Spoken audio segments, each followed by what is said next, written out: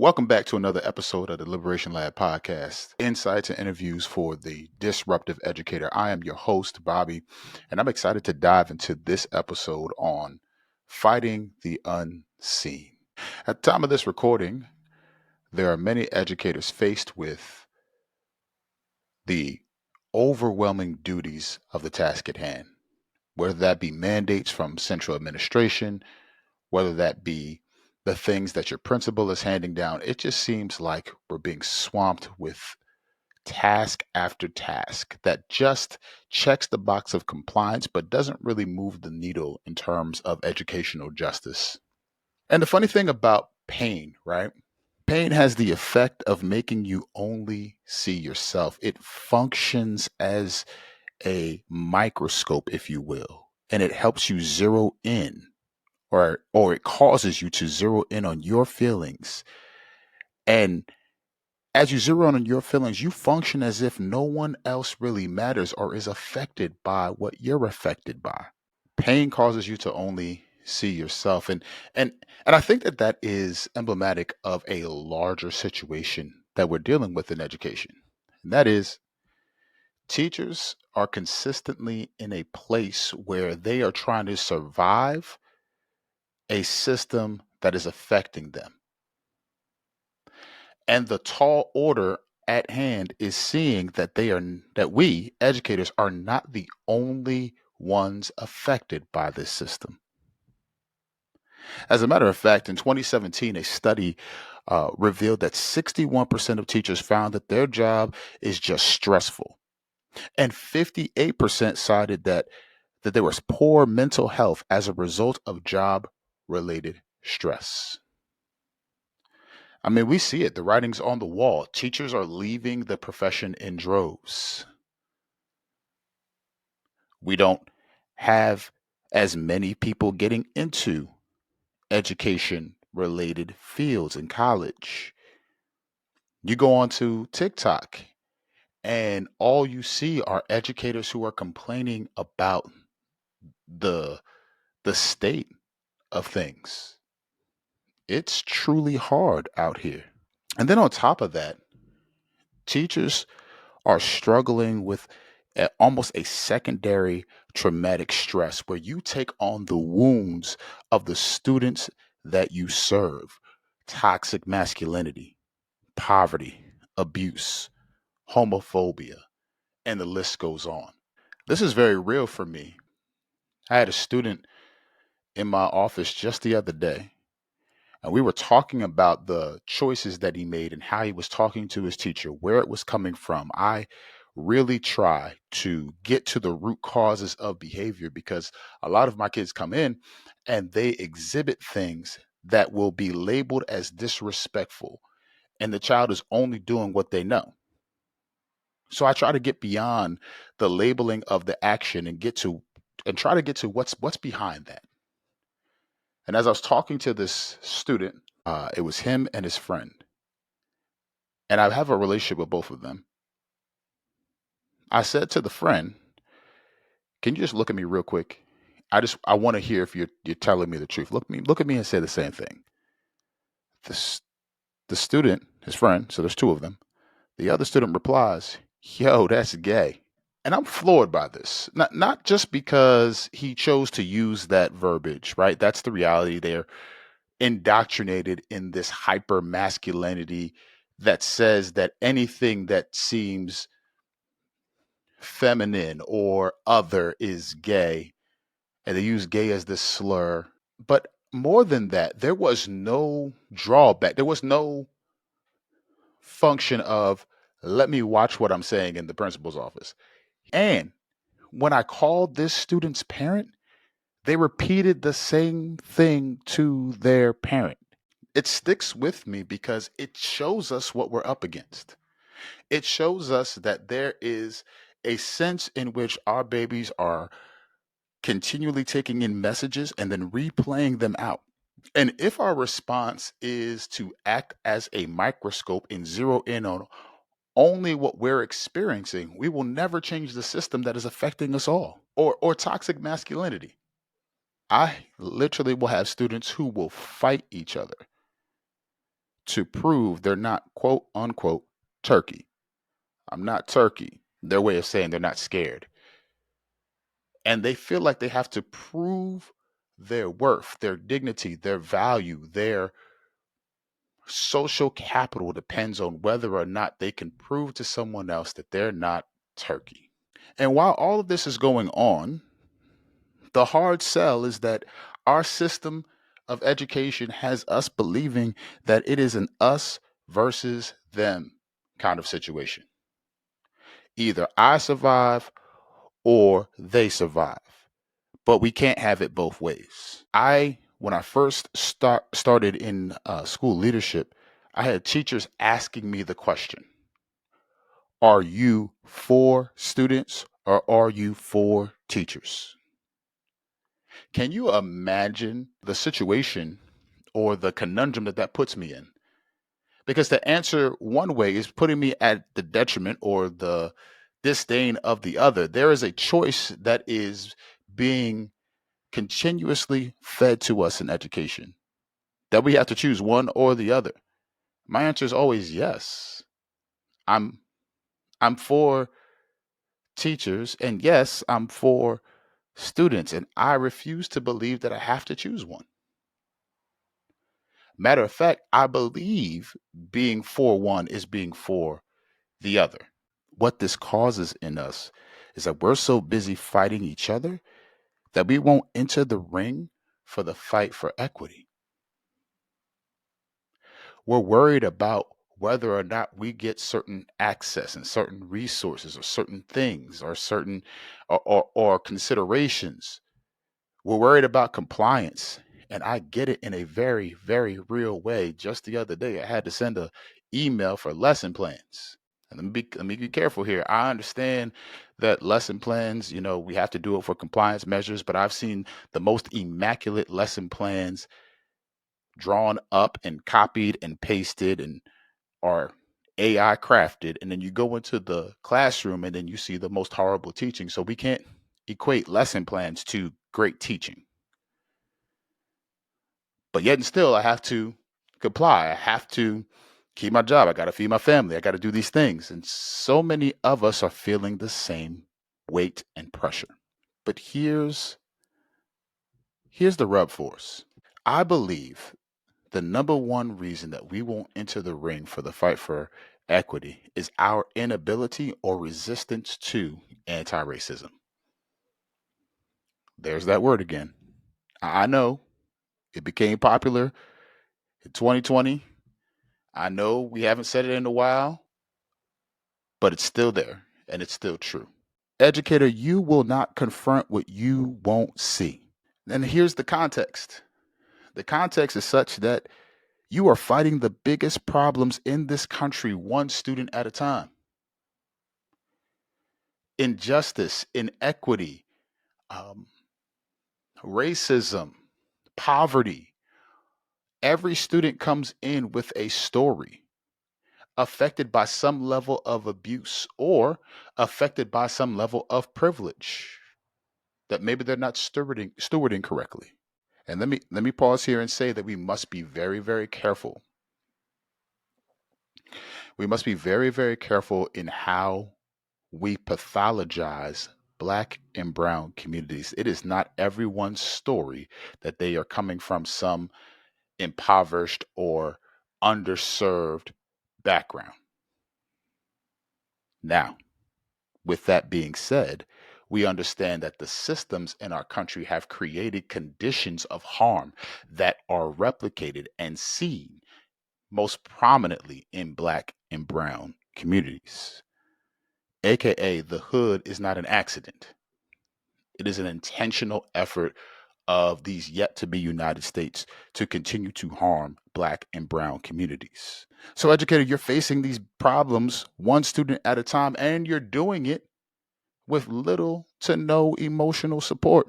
And while educators of color feel this present pain of racism and need therapy and healing, white educators, you must confront this within yourself.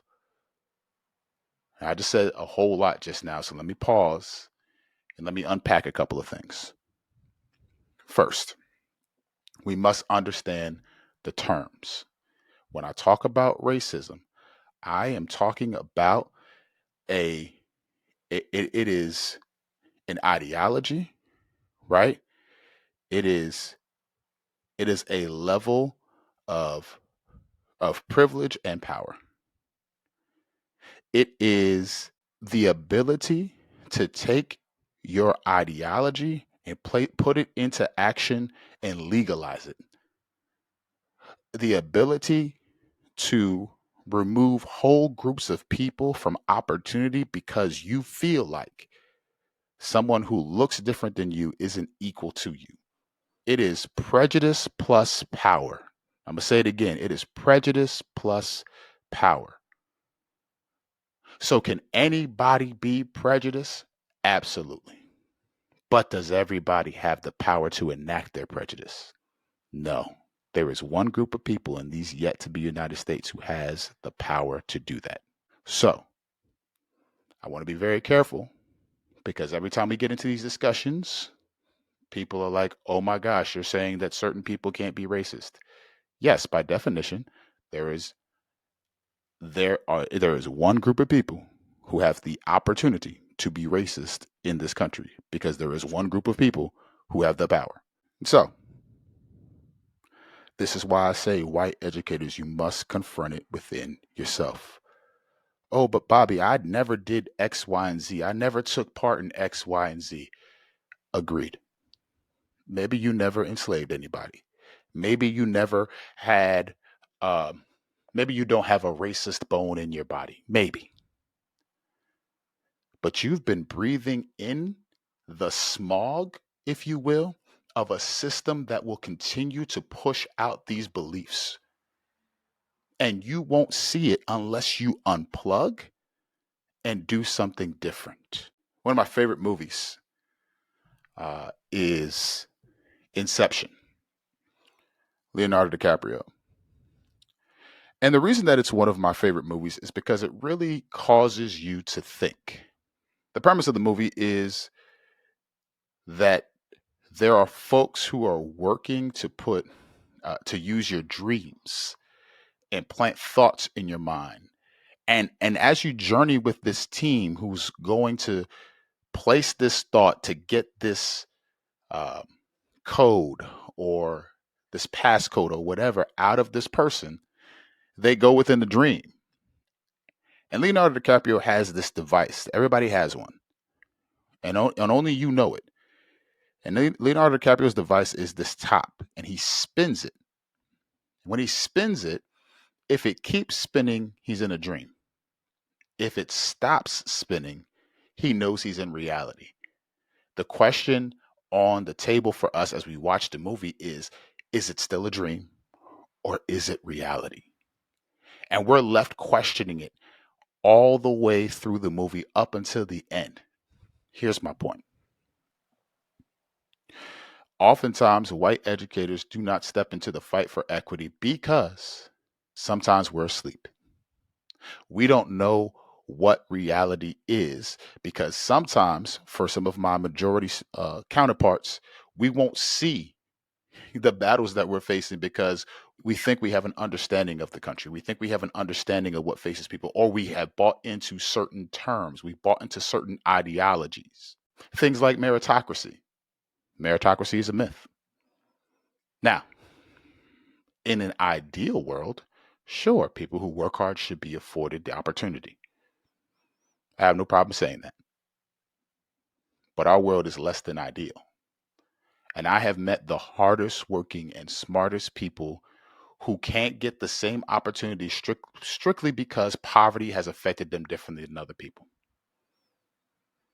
And unless we grapple with that reality, unless we understand that we're not self made and that we have whole systems and privileges that have afforded us opportunities, we won't get into the ring because we won't see anything wrong. When I'm working with a school or speaking on the topics of educational justice or anti racism, white educators will come up to me and acknowledge their need to do more. But the question always comes up, what does that look like? How do I do more? And I suggest all the time that it is healing that is moving toward an anti racist action. Healing that is moving towards anti racist action. What do I mean? First, healing. I love what my sis Maisha said last week. Healing is a process of learning and unlearning. This means that for many of us, we need to understand that we need humility about how we go about things. There are so many of us um, who will not step into this work because we believe we understand. We believe we know it all. We believe we got it down. We must be committed to a radical humility that says, I don't know and I'm willing to learn. And here's the problem that I see, right? Is we want our students to step up to the plate and to continuously embody a learner stance, but we as educators feel like we have it all figured out. No, there's so much more. And so we need to be committed to a radical humility. But anti-racist educators also truly believe in love. There are so many educators that will operate out of the stance of, I love my students. But there are many harmful and violent teachers that say exactly the same thing. I love my students. It is anti racist educators who know that love and silence are antithetical to one another. Love, that should be the foundation from which we do all things, is not met with or is not embodied by a passivity or an action. Love is a verb. Love is sharp. It is truth telling. It is fighting for what is right. It is doing what is right. Love means that we must do the work of acknowledging what this country has intentionally done to us all. What it continues to do to particularly Black bodies. And that love compels us in our practice. If you are an anti racist educator, you know that love compels you to speak up. You have the burden and the opportunity to leave the world a better place than how you found it by choosing to operate in a love that says, I will speak up for those whose voices are being silenced. I will center those who are on the margins. But not only that, anti racist educators, they are committed to deepening their critical consciousness. You must be a lifelong learner. This is where that radical humility comes from. It comes from reading, studying, deepening your scholarship. Again, from humility, from listening and engaging with others, from examining and re examining your own ideology, belief, and truths. If you are seeking to become anti racist, it means that you acknowledge that things are deeply nuanced and complex, and there is a deliberate design of racism in these yet to be United States. You must be willing to commit to a lifestyle of studying what racism looks like in all its forms, particularly in how it enacts itself in our schools. Anti racist educators look at who's already centered in the curriculum that they are charged to teach. They look at the voices with a critical lens and say, who is excluded from this? Whose voices are not yet included? Who do I need to center? And how do I show up in such a way where I admit my bias, I admit my lens, and I commit to learning with my students, unlearning with my students so that I can challenge them to do the same. And here's one that's really, really important. Anti-racist educators move away from checklists. This is one of the most frustrating things about doing the work that I do. With Liberation Lab, when I go into a school, I'm always seeking to put myself out of business. I literally say that in my discovery calls with schools. I want equity, anti-racism. I want justice, educational justice. I want restorative practices, culturally responsive teaching. I want those things, those pillars of Liberation Lab to exist and breathe at your school without me. I will literally seek to put myself out of business in the sense that I don't want you to need me in order to get the job done. I want you to have the tools and resources at your disposal. But with that, I often get educators who want to ask or want me to tell them exactly what to do. Step 1, do this. Step 2, do that. Here is a checklist.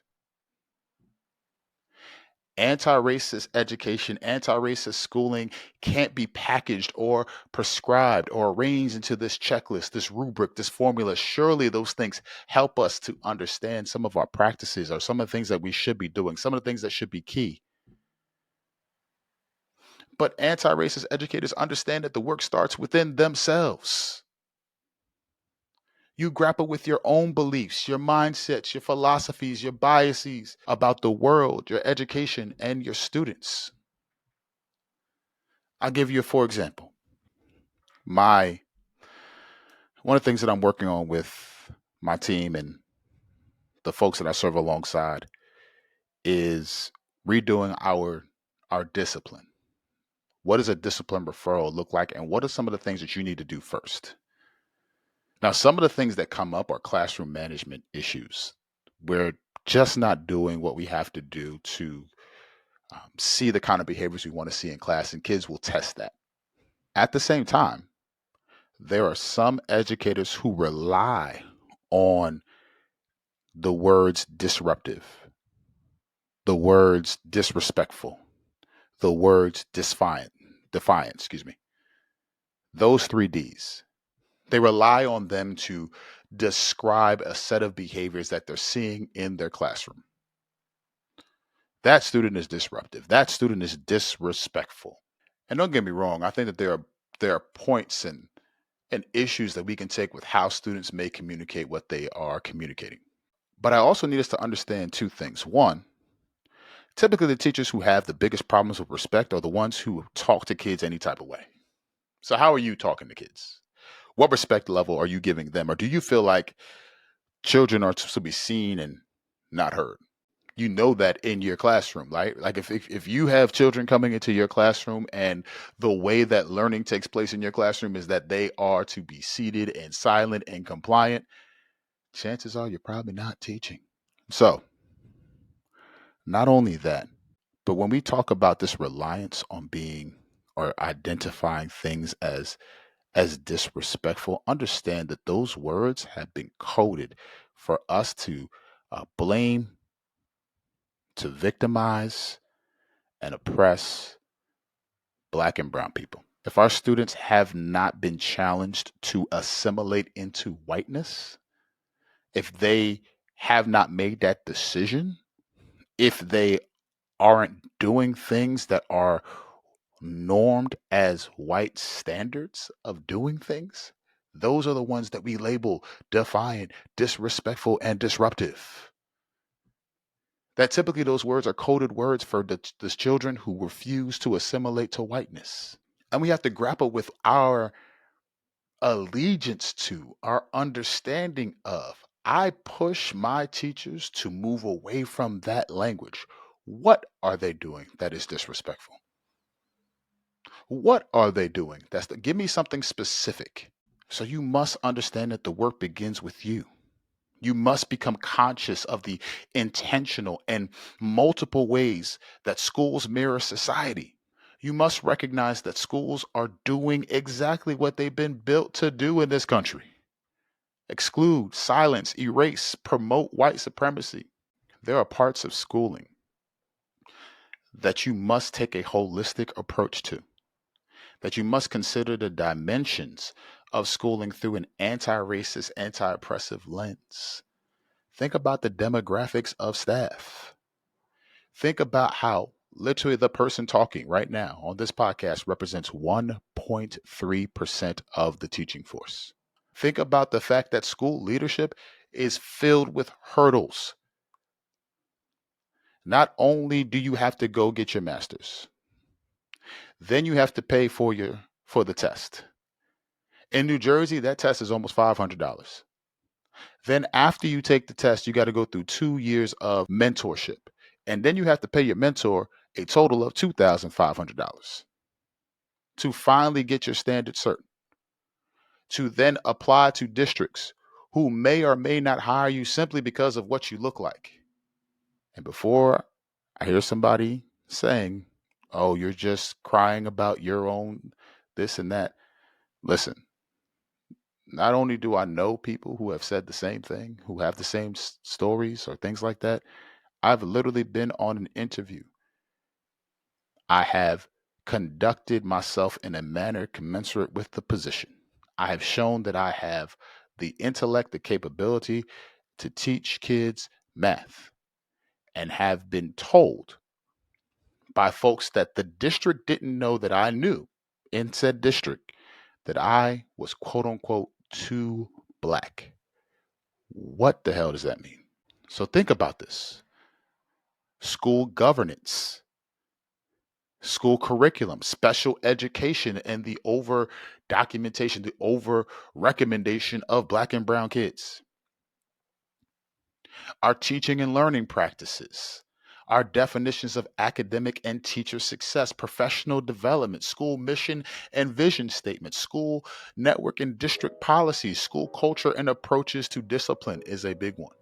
We need to commit to continuously evolving, pushing back, studying, and having a critical lens in how we understand these things. Not only that, but the allocations of resources and the budget. We'll think that things are properly funded if we don't understand how much harm has been done to black folks, particularly by schooling. Anti-racism is healing and love in action. This work is incomplete without the role of healing. Healers are people who remove harm and reduce the impact of violence. People who restore and repair. I love watching HGTV and shows that go in and do rehab on homes. I know I'm dating myself and getting old. It's quite all right. I've accepted it. But one of the things I love about shows like Fixer Upper and things like that is they'll go in and they will see in homes that look demolished. They look like they're not consistent with someone living in them. And they will see the beauty in that home. They will know that the home didn't get that way itself, that it required someone with love and attention to see the beauty and restore the floors, to rebuild and restore and renew. The greatest healers are the people who consider the whole person and get to the heart of the matter. Anti-racist educators understand that all forms of oppression are connected, and that it's not possible to care about racism and disregard the violence in sexism, classism, homophobia, and etc. So the call that rests on our shoulders is that we need to care for ourselves and create educational spaces that center healing. That center healing in our students' bodies. My hope, y'all, is that as we listen and challenge ourselves, that as we have been centering healing and humanity, that we would do the work within ourselves so it can become a reality in our schools. Your students deserve you to show up as your best self. Does that mean you're going to get it right all the time? Absolutely not. Does that mean that you are always going to say the right thing to your babies? Absolutely not. But that does not remove the call that rests on your shoulders to see the beauty, the brilliance, and the creativity of your black and brown students and help to produce the genius that already exists there. And if you don't see the beauty, if you don't see the genius, If all you see are defiant, disrespectful, and disruptive students, find another profession, because our babies deserve better. Until next time and next week, let's keep pushing.